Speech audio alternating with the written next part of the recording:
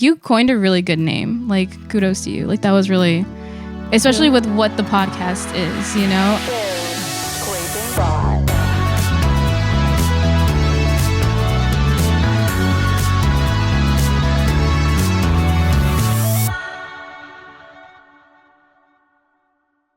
Welcome back to Barely Scraping By. 9:30 on a Sunday morning. I told everyone to show up and start stunting, and that's what we're doing today. Today we have a very special guest, Nicole. I always talk about her and her work on the podcast, and Barely Scraping By wouldn't be what it is today without her work. And we did record this in the past once, and we didn't have the lights and the mics and the lighting, you know, and I wanted to make sure that Nicole had her moment to shine, because without her work, this wouldn't be what it is. And so Nicole and I worked at the agency I work at together for a while. When I first started out, I didn't understand anything about entertainment, and I came in bright-eyed and bushy-tailed and ready to take on the world, and I didn't understand work politics and dynamics, and I just didn't understand anything. And Nicole was someone who showed me the way, showed me how to navigate, was very honest with me, never, blew smoke up my ass or something. Like, you told me as it was, and you showed me like, hey, this is the way the industry works and the way this company works, and like, this is the things you have to do to thrive and survive here.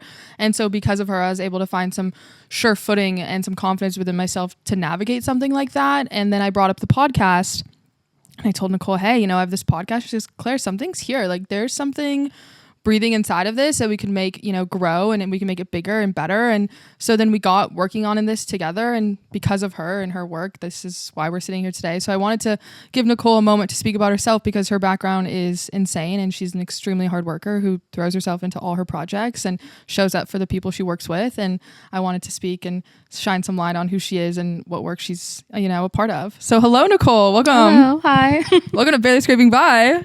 Great to be here. Was here all day yesterday. She was here all day. We were doing the moment. We've been doing a lot of work on it, but it's exciting to have you, sitting across from me instead of sitting off to the side where I'm referencing you but not seeing you. It's weird. Being on this side of things? Being on this side, yeah. What does it feel like? I'm not like in front of the camera person. When I was really young, I thought I wanted to be an actress just because I knew I wanted to work in entertainment. I was like, that's all I knew. Like at 5-6 years old, I want to be an actress. And then I was like, oh, wait, no, I do not want to watch myself on camera. I do not want to be in front of the camera. Well, before we get into the nitty gritty of everything and the questions I have prepared for you, Miss Nicole, I want you to give a little background on what brought you to LA and why you're in the industry and why you do all the things that you do. So from a very young age, I knew I just always wanted to be in entertainment. Unfortunately, was never I want to be a doctor, I want to be a lawyer, I want to make a lot of money. From the start, never was me. Again, like I said, I didn't know how that was. I might have been I want to be an actress because that's all I understood. But then as I got older and I started doing short films, I was like, I want to be a writer. I want to be a director. The whole time producing, but never really knowing what a producer was or what they did, but still doing that. I ended up having a really great teacher who I love.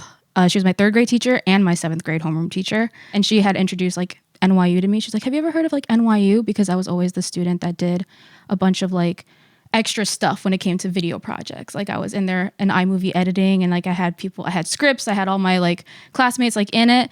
And she's like, you should go to NYU. And I was just like, oh, okay. And that's what kind of sparked it for me all through high school, and it became a dream school. And then it became a reality when I went there, and I studied Latinx representation in film and television production. And I created my own major. I got to take a lot of internships for credit. So I was working pretty much half time in college, and then, doing film production classes and entertainment classes.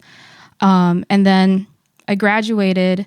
I moved out to LA after I did a LA program for one of my semesters. And I realized that the industry was just so much more open on this side of the coast.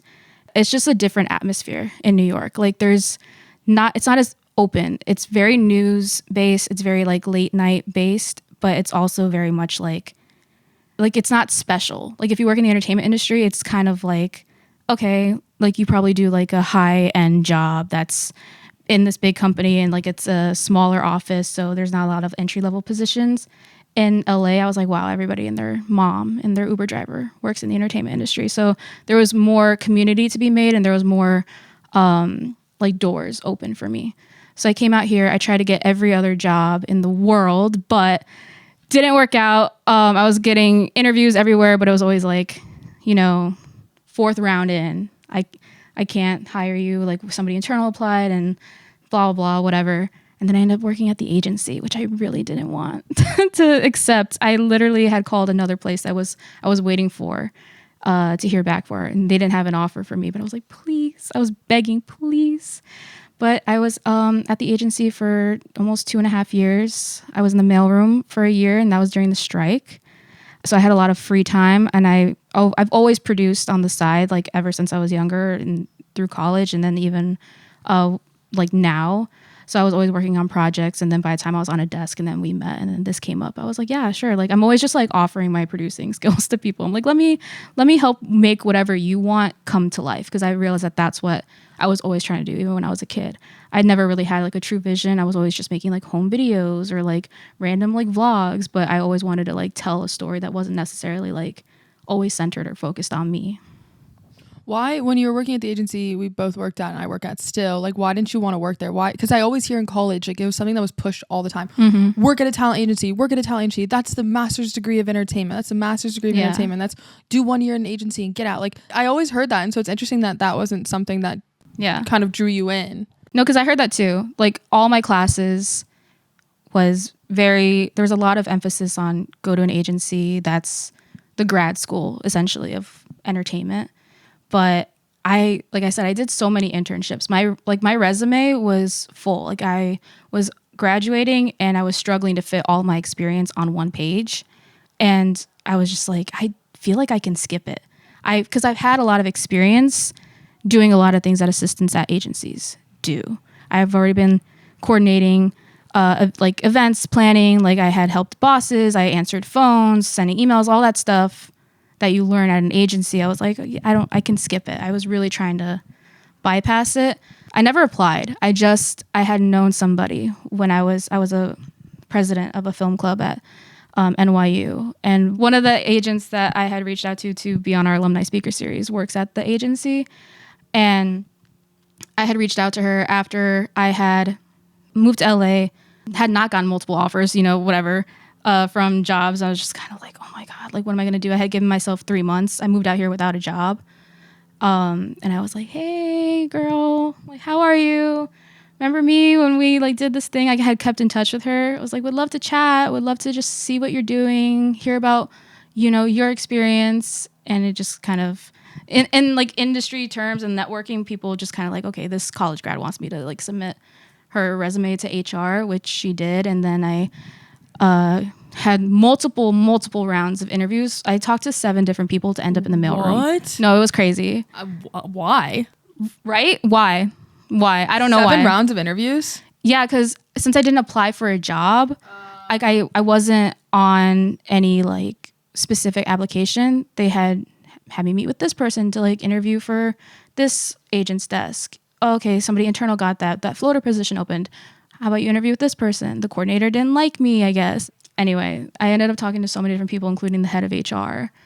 It was like an intern that the head of HR was like, oh my God, I love her. Yeah, like let's put you in the mailroom. And I was like, okay. I just really didn't want to be there because I felt like I had more experience, but obviously I am grateful for that time that I had there.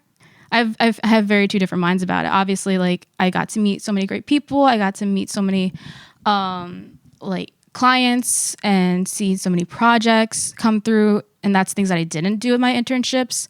So I have like that mindset of, I know that why it is important, but also I've seen people who've skipped the agency be in the exact same place that I am now.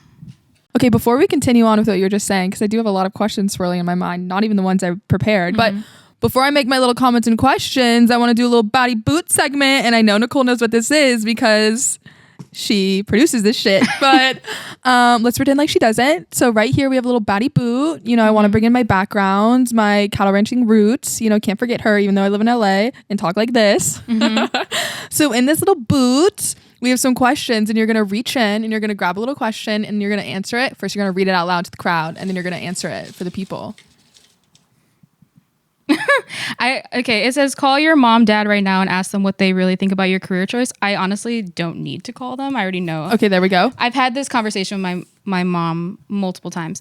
My dad, I think he's just happy that I'm doing like what I want and what I'm passionate about. My dad is he works at a factory, and he used to do like the printing, like just like operating machine, like printing like the yolk plate, what's that, yogurt, whatever. You'll play? Yeah, I haven't said that in a long time.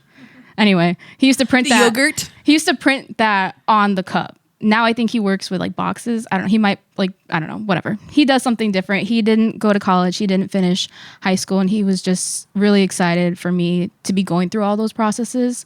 And he was really, really happy. And I had asked him one time, I was like, what did you want to do when you grew up? And he was like, honestly, I just knew I like had to work just to, you know, make money to like live and survive. So I think he's really happy and proud that like I get to do what I want to do. And my brother's also young, so he wants him to do what he wants to do as well. My mom, on the other hand, she was kind of disappointed when I had told her, hey, I want to work in entertainment, because she's a businesswoman through and through. Like my mom was the first in her family to go to college. And to get multiple degrees and to like start her own business and stuff. She like, everybody comes to her for advice, for financial advice, for life advice, whatever. Like my mom is very much like a matriarch of not only just my family, but my extended family, like her siblings, cousins, all that stuff. So when I told her I didn't want to, one, follow in her like footsteps, but then two, go down a path that she was completely unfamiliar with, but the only thing that she could really like pick up on was, oh, you could make a lot of money if you were like a really talented like actor or director, but that's not what I was doing. I think she just didn't see the path. And I wasn't like, I don't care what you say, Mom. Like it was like a lot of conversations of, this is why I can make what I'm passionate about and what I love to do worth it, and how I can make a career out of it. And I think once I started getting my entertainment internships, because I had other internships and like jobs in college before I had gotten my first opportunity. But once I had gotten that first job and then gotten a second, and it was all just by my resume, like I didn't know anybody in the industry. And then I started getting better opportunities and getting like a lot of good connections out of it. I moved out here, moved my life out here in New York and LA. And I had a conversation with her. She's like, I am proud of you, and I'm glad that you like paved your own way, even though she doesn't understand exactly what it is that I do. She's always like, what do you do? And I'm both on the like the corporate side of an assistant, like, what do you mean like that you just send emails, or how are you working all day? What do you mean you can't answer my phone call when you're like sitting at your desk at the agency? I'm like, I can't do that. And then she also doesn't understand like the producing side, like this podcast. Like she's like, I think it's cool that you do that. She listens to podcasts, but she's like, but what are you doing? Like you're not the host. So it's just, she's proud, but she's still trying to understand. But I like that she is at least trying to understand. No, I completely understand. That's like my mom too. And my mom will be listening to this. So shout out, Mama. Hello. She's always like, what is that mean? And I always just use a car reference. I'm like, I'm just putting the car together. Like if I reference producing, or if I reference this, I'm like, you just kind of builds anyways. Yeah. We don't need to explain that to you. We'll send a separate podcast episode to our moms explaining producing. We'll sit here and have no one else listen to it, and it just explain producing to them. But that's beautiful. That's I love that. Like it's different. Like I kind of have a similar. I think my parents are just trying to understand, but they support me. You know, like they love me, and they're gonna be like, go for it. But at the same time, they're like, what are you doing down there? And I'm like, no point in explaining it to you. Just send your love and send your happiness, and I'll keep going. Yeah. But going back, to your time at the talent agency, before you got there, even you were working. Let's put some light on Nicole's experience. Nicole was not, working at some back alley podunk production companies. She was working at some of the biggest companies in the world. One of them being Apple. Worked on a late night show. Why am I blanking who? Seth Meyers and Stephen Colbert, R.I.P. See, there we go, R.I.P. Nicole was working at some high caliber places. So before she came, and then she walked into the talent agency, and so you're put in the mailroom. And a mailroom is the rite of passage. There's no shame. There's no, nothing around that. It's literally, I've started as a floater based same level, It's rite of passage. But how was that coming from your background, your internships, having those skills, and then going into something that you felt like you could have shot higher, I honestly just think it just felt easier. It really felt like, really, like I'm being paid to just kind of sit in this cold mailroom for the majority of the day, because it's not like the old days. They're not getting tons and tons of mail. Also, the agency is a very small agency. There's 2-3 floors now, but I finished my mailroom runs in like 5 minutes, and then I was sitting down for the rest of the day. And then sometimes people would ask for us to print scripts, but because we're in the digital age, people don't really ask for that anymore. Everybody's just having it on their laptop or on their like iPads. So I was like, this can't be. I was like, I felt like it was a hack, like in the system. That's what I was like telling my mom. I was like, I get paid to sit in the mail room. So she just pass out mail. And I was like, yeah. She's like, but you're done pretty much by like 10 o'clock. Yeah. Then why can't you just go home? So that's a great question. Like, I don't know. Like, I know why I can't go home. Obviously, if there's something that happens, I have to cover reception at some points too. If there's somebody who gets sick, I have to cover for an assistant, all that stuff, right? But it wasn't for a very long time because our company's small. So assistants weren't always out. There would be maybe like one assistant a month, maybe if that, or every 2 or 3 months I would cover for. But otherwise, I was like, this seems very easy. Versus when I was an intern in a lot of places, and I'm really great. I never applied for an unpaid internship in college because I just couldn't afford to do that. So all the internships I had were paid, and it was because we were actually doing a lot of work where I was actually busy all day and running around, especially the late night shows. I was up and down all of like Manhattan. I went to Jersey one time for Entertainment Tonight. I was doing things. I was on red carpets. I was actually doing things on a lot of work that my day went by, and I was doing overtime on top of that. When I was like sitting down, I was like, this is a weird change of pace. And I was kind of like, what am I doing? Yeah, that makes sense. It's like coming in from something that was so fast paced to going there because the mailroom's cold. It's always so cold. There's not like a lot of life in there. So it makes sense that you went from something so yeah. crazy. Well, I mean, I had a great time with my supervisors. Like we were just, having the blast. Oh, they're the best. Yeah. They're literally so funny. But this actually bleeds into the next question. You built an impressive trajectory from mailroom to major companies. Nicole works at a fat ass company right now. We don't have to name the name, but no, it's big and strong. What's your playbook for identifying when to stay versus when to jump? It's funny because every internship I had a set period of time where I was like, I know it's over. So then my first job was the agency, and I didn't want that. I wanted to jump day one. I wanted to get out day one because I knew I didn't want to be there. And I was like, okay, everybody says once you have a year of agency experience on your resume, it's okay to leave. So I was trying to leave pretty much the entire time. I had done a year in the mailroom, and then I had done a year on a desk, and I was like, okay, now it's really time to like GTFO. And I was really trying, and leading up to that second year, I was trying to apply and get out and do other things. But I also knew that that's just not what I wanted. What I wanted to do, I didn't want to be an agent. I wanted to work in production, and I wanted to work both on set and also like on that corporate side of it at the studio. So yeah, I just knew it was time to get out of there. Also, I think once you get too comfortable somewhere, for me personally, some people are like, if I get paid a lot and I don't really like love my job, but I like it makes sense and I can like do other times I have free time, whatever, yeah, I'll do it. But even if I like that setup doesn't make me happy. So I think for my current job now, I know there's a goal I have to reach. Right now, I'm kind of like a rotating assistant. I have to get to the coordinator level because in production, it doesn't have an assistant, just jump straight to coordinator. But yeah, so I'll do a coordinator, and then I'll probably do that for 3 years and then leave the company and then have to do something on set and get myself promoted that way and then come back. Damn. Yeah. Something that Nicole told me when I was first, deciding to go from floater, and I got this opportunity to be on someone's desk and unscripted. And Nicole was sitting there being like, Claire, like I know unscripted is not where you want to be long term, but this is an amazing opportunity, and the boss is a great person, and like you're going to learn a lot. And so what's your framework for turning ordinary situations into career accelerators? I don't even know if I think about it like that. It's interesting that you think about it like that. I just see bigger picture, so that's why I can make moves that maybe seem a little bit more intentional. But I also like the way I ended up in unscripted was like really messed up, and I had interviewed, but they had basically given me the job because our HR was just really messed up, so they were kind of like apologizing to me in a way. Anyway, but my boss was great, and I loved her, and like she's super, and like that department is like fun, but it was more of like, let me just get my year and get out. I see. And that's what I was trying to tell you too. And that's why I had asked you if you wanted to be an agent, because if you don't, it doesn't matter what desk you're on. You can get the same experience of knowing how an agency works and flows, and especially because all the departments are starting to blend and like work together and collaborate and all that stuff, right? But yeah, if you wanted to be an agent, then yeah, you might put a little bit more like effort into which department you're in and trying to learn or even transfer. Some people do that too after a while on a different desk. But I was just kind of like, get me out of here. Like I want out, let me out.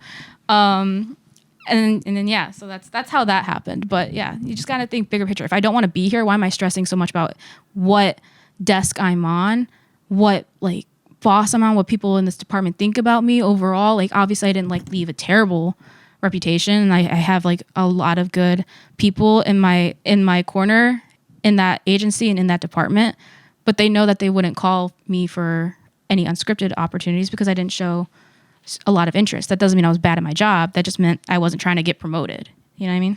Oh, completely. Nicole was incredible at her job. If you had any question, you'd go to Nicole, and she was always on it and on top of it. And I'd be like, Nicole. And then when you left and I couldn't do that anymore, I was like, I'm literally on an island by myself. But how do you work in a job that you didn't want to be at? Like, it's hard for me because it's like, we both are passionate people. We throw ourselves into things. Like, how was it overcoming that mindset? Where you're like, hey, I don't want to be here. This isn't like fueling my fire. But how did you continue to fight through that like mental battle of going in every day and being there every day and putting in the work and not half-assing it and, putting yourself in those positions to like continue to push yourself forward? I actually, because it sounds like I hated my job, which I didn't. I loved my job.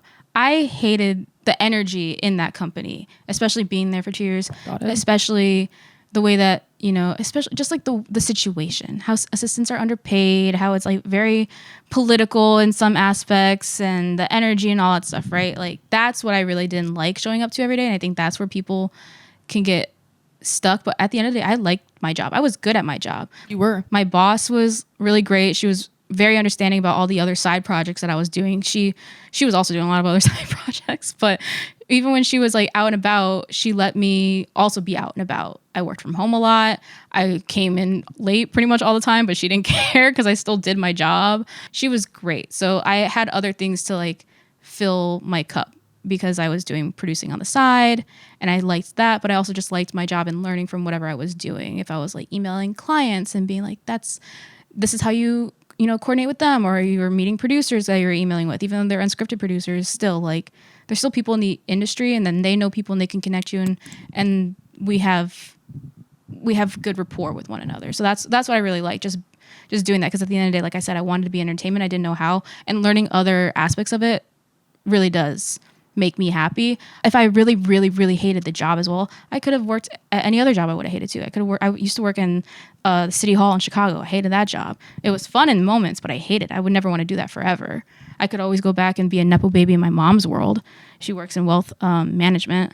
I don't want to do that. I would hate my job and the company there probably. That would be crazy. But like, I like the actual job.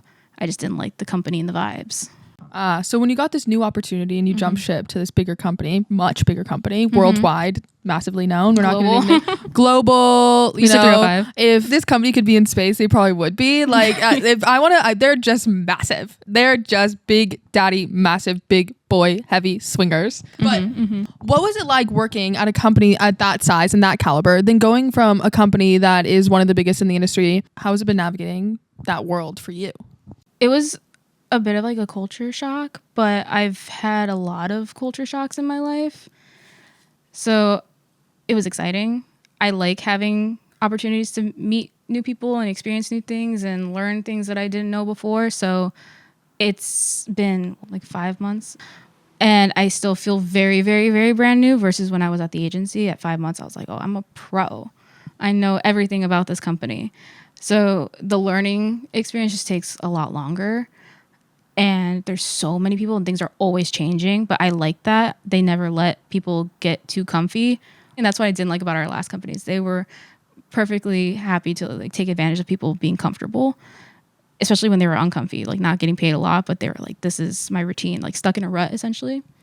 But yeah, this company, I like it. It changes. It's new energy. It's new people. I think, and the job is easier because there's so many resources. Like the training period was 2 weeks. I've never felt more prepared for a job ever in my entire life. I was like, oh my God, they care. They want me to succeed. They're setting me up for success. I can't believe it. How does a company like not let you get stuck in a rut versus a company that does? Like, how does that work? On the people side, like who's your manager? Who's your boss? Who's your team? Are you guys all, working together nicely? Are you all encouraging each other to learn new things? Are you sharing things? Especially at an agency, assistants sometimes, like they're very helpful. But then sometimes assistants can be gatekeepers because they want to move up and they're like, no, I want to be the one that knows it all. I want to be the one that is the best in my department, and they know that. It's like, for why? Like, let us all come up together. So the people aspect of it, right? And then the culture aspect, like, is that what's expected? Is that something that is like the political side of it? Are you expected to show up and change and, you know, innovate? That's not something that our agency ever encourages. It's not even spoken about. You know, it's very much kind of just come in and do your job. They're not trying to inspire us every day, or inspire you every day. Sorry, I don't want to. I don't want to I don't want to group myself back in there. No, that's your truth. But everything has to change. You know, like everything has to be comfortable changing and learning and growing and being uncomfortable sometimes in order to move with this industry and also move with the new people that you're working with, and just kind of, you know, learn and grow. And I think that's why certain departments feel so old Hollywood, because they're not learning, they're not growing, they're not gaining any new information. That is so fascinating, because agents have to stay in front of the curve. Like, they have to be in front of the curve, the new writer, the new up and comer. They have to go to all the festivals and find those little like hidden seeds that they could snag and grow into the writer or actor or director that they become with their help as an agent and the agency behind them. But the agency culture is so old. Yeah. So it's so interesting, that dichotomy between the two of like, stay fresh, stay ahead of it, and then stay old school in the way you operate within the system. And I don't know anything differently. All I know is this agency world, and it's my first job out of college. Yeah. I've been in this job since I graduated. You know, I moved departments at the agency, but I haven't left. So yeah. I'm like, still only know that system. So to hear you talk about a work culture like that and a world like that, where they want you to grow and inspire you to be different and, you know, see more and do more, it's like, that is like, feels like Disneyland to me. No, it's because I was telling my roommate, I was like, oh my God, I feel like I was like deprived of like so many things. Like it's like you get out of it and you're like, this isn't real life. And now I understand why my mom was like, what do you mean you can't pick up my phone call in the office and talk to me like at your desk? I do that all the time at my new company, not necessarily at my desk, but there's like little phone pods, there's little phone rooms, like I can walk outside, there's so many balconies. Like they encourage you to take breaks and to like focus on your mental health, and they provide a lot of resources, and they make it easy for you to have a life, have your work life, and then also have your side hustles, and they are happy for you to do all of that.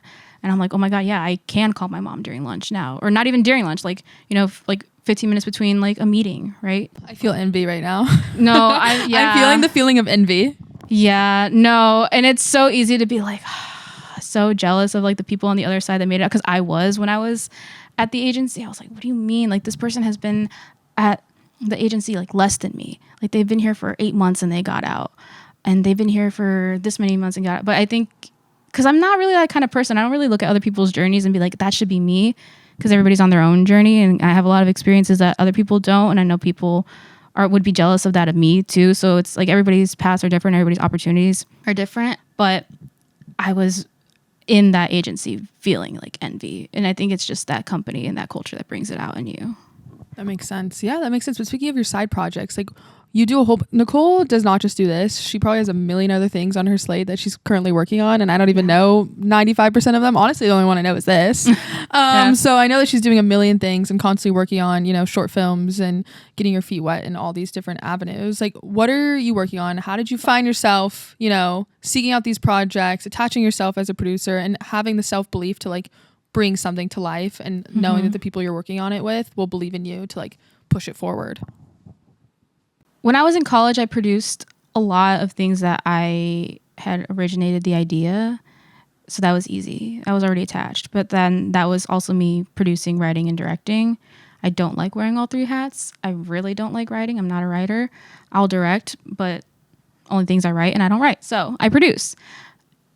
But I met a lot of people and had a big network in New York from doing that. And actually a lot of people that I went to school with moved out here to LA too. So now most people just approach me to produce things. So Brendan, another person who helps out on this podcast, I had met him, and then maybe like a week in, he said, you sound like a good producer. Do you want to produce my thing?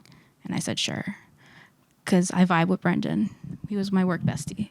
And then, you know, my friend Anika, who I was my very first friend at NYU, and she lives out here now, and she works at Marvel. She wrote a short film, and she had asked me, Nicole, can you produce this with me? So I was like, yeah, sure. And then I had a friend that I did an internship with in New York, and she had called me. She's doing a web series, and she had asked me to produce it. I was like, yeah. So people approach me, which I do love. I love that people feel like they can trust me with their projects and their babies. I did ask you to help produce this, though, because I was like, there's part of me where I was like, if I feel like I can contribute or help add, like I want to be that for somebody. I always like, me and my friend Abena, who are doing the web series together, we always say that that's our child together. Like we were raising that child. That's like we're co-parenting. So I always try to make it feel like it's not my project now because I hopped on. It's still ours. Like you feel proud of it. I feel proud of it. And I try to do that for everything I do, even across sets. I want everybody to feel a little bit of ownership over it. It's again, like raising a child takes a village. 100%. I don't have a child. Oh, well, this is your child. This is one of your multiple babies. So why this podcast? Like, why did you want to throw yourself into a world that was new to you? You hadn't worked on a podcast before. So why did you want to throw yourself into something like this that wasn't, in the world that you were working in? I don't even know how you brought it. Was it the Robbie episode that you? Yeah. Okay. I love Robbie. So I was just like, oh my God, wait, let me listen. And then I just like the concept of barely scraping by. I thought like you coined a really good name. Like kudos to you. Like that was really, especially with what the podcast is, I think like interviewing assistants, interviewing people at the same level, doing the best that you can when we have no time. Like we just talked about that. Like you're working at a agency all day and not having any of your own time, and you're always working on somebody else's hours, and it's just crazy and all that stuff. Just making the time to fill your cup with something that makes you happy and connecting with other people who are doing the same thing as you. Like I really did like the concept of that, but I'm not a podcast person. So you only had audio. So I was like, Claire, like let's make it visual. People should see you. I think also people in the office connect with you in a very different way than they connect with other people. Like people want to like answer your questions. People want to like help you. I think you have people gravitate towards you. And I think that that's a very special quality. And especially as somebody who's willing to give other people a platform. Damn.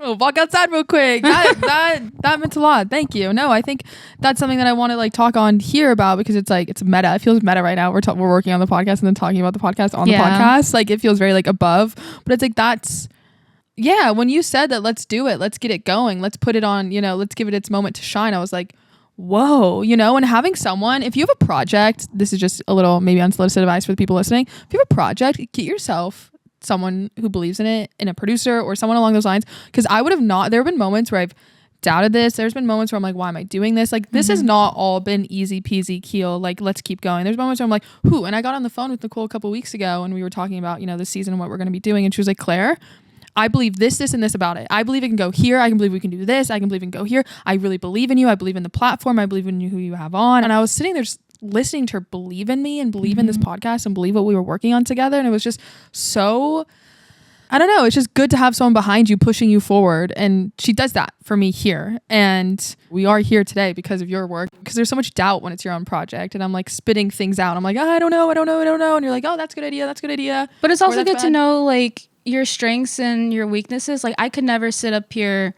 and do what you're doing. I wasn't going to produce a podcast that I was ever going to be the host of, because you have a much more like inviting energy when it comes to like talking to people, the connecting, the like questions, like the really like attentive listening and all that stuff, right? And then my strengths are on the opposite side of it, on the camera, just, doing like getting like the team together, helping with the photo shoot and getting all the people like connected in that way, right? I do a lot of the behind the scenes connections. Like I'll help you network. I can't help you like create like magic like on front of the camera. Yeah. Creating magic, my people. It's Disneyland in here. Exactly. It's Disney in here. Well, this one too. So as you know, the guest before you asked a question to the next guest, and you knew the past guest because you met him and you were here, but let's pretend. I'll pretend. The guest asked you a question and they said, what do you want people in this industry to remember about you and your legacy? This is what the question says. I want people to remember that I was just kind of there like as a liaison, like connector, like I help bring people together. I think that's like my favorite quality that I have, is that I am really good at putting things together, especially people. Like when I introduced you to the PD, I was like, I feel like you guys are gonna like love each other. Nicole's gonna find my husband. Yeah, maybe somebody else can find mine because I can't do that. But I like being able to like be the reason that people are like, oh my God, like I'm friends with Nicole and like she has a good friend group and she has good people around her and she has standards and she wants us to all feel comfortable and safe. And I know that the people that are going to be hanging around Nicole and that I'm also going to be hanging around, it's going to be a safe experience and it's going to be fun and everybody's going to have a good time. I don't ever want to have like that one like questionable like person on set or friend where it's like, why do you still keep them around? It's like, oh, because like I've known them my whole life. Like, you know, like I know they kind of make you feel like, no, I'm not about that. I'm like, I really want people to connect and feel comfortable. And I think that that's just like always how I've been. Like I've come from a very big family and I just want people to always like be together and mingle and like enjoy each other's company. And like, I don't have to be the center of attention. I love that. And what's the question you want to leave with the next guest? Oh, I have no idea. And you know, I had so much time to think about this. It's okay. Let me think. Give me a minute. There's a minute to be had. Give me a second. Take your second. My question is, for any other creative, why do you do the things that you do? Like, why do you sign on to the projects that you sign on? Why do you work with the people that you do? Because for me, it's always just like a no-brainer. But my roommate always asked me, like, why are you on this project? I was like, well, because my friend asked me. Is that the only reason why? No, I've had friends ask me things before that I've always passed on.